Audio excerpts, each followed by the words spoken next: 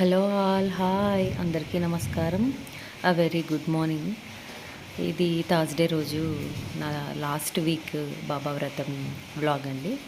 First vlog పూజది already upload చేసేసాను. ఇది part 2 కింద ఇంకో వ్లాగ్లో పార్ట్ 2 లాగా షేర్ చేస్తున్నాను వీడియో.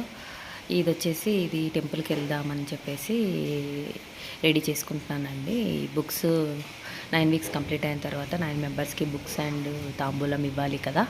సో దానికోసం అని చెప్పేసి తాంబూలానికి ప్రిపేర్ చేసుకొని అన్ని కవర్లో ప్యాక్ చేసేసి పెట్టుకుందామని చెప్పేసి అన్నీ అయితే ఫస్ట్ ముందుగా ప్రిపేర్ చేసి పెట్టుకున్నాను. ఆ తర్వాత అన్నీ కవర్లోకి ప్యాక్ చేసేసేసి బ్యాగ్ అయితే సర్దేసుకుంటానండి. దూద్ పేడ 1/2 కేజీ తెప్పించానండి టెంపుల్కి.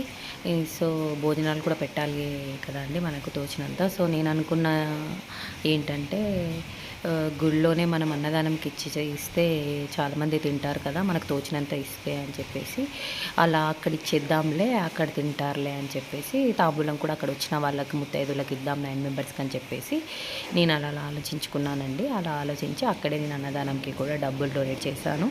అలాగే తాంబూలాలు కూడా 9 మందికి ఇచ్చేసాను. అక్కడ కొబ్బరికాయ కొట్టేసి బాబావారిని దర్శించుకొని అక్కడే అన్నప్రసాదం కూడా పెడతారండి ఎవ్రీ థర్స్డే. ఆ అన్నప్రసాదం కూడా మహాప్రసాదంని స్వీకరించి ఇంటికి రిటర్న్ అయ్యామండి. ఇది మేము వెళ్ళినప్పుడు షూట్ చేశాను. బాబా గారి హారతి జరుగుతుంది, మేము కూడా అందులో జాయిన్ అయ్యాము. సో తర్వాత కొబ్బరికాయ కొట్టేసి ఇంకా అన్నప్రసాదం కోసము క్యూ లైన్లో కూడా వెయిట్ చేస్తున్నారండి చాలామంది భక్తులు. వాళ్ళని జరుపుకుంటూ వెళ్ళి కొబ్బరికాయ అయితే కొట్టేస్తున్నాము. ఆ తర్వాత లోపలికి వెళ్ళేసి దర్శనం చేసుకున్నాక తాంబూలాలు అయితే ఇచ్చేసానండి అందరికీ.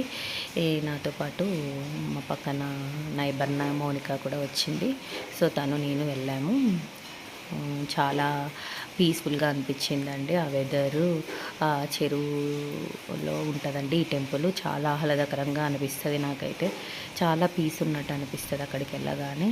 సో నా 9 వీక్స్ కూడా ఏ ఆటంకం లేకుండా చాలా మంచిగా అయిందండి. నాకు ఎప్పుడు ఇలానే జరగాలి, ఎంత వీలైతే అంత చేసుకోవడానికి ట్రై చేస్తాను. ఇప్పటికైతే నాకు అయినంత వరకు చేసుకున్నాను. సో చాలా హ్యాపీగా అనిపించింది.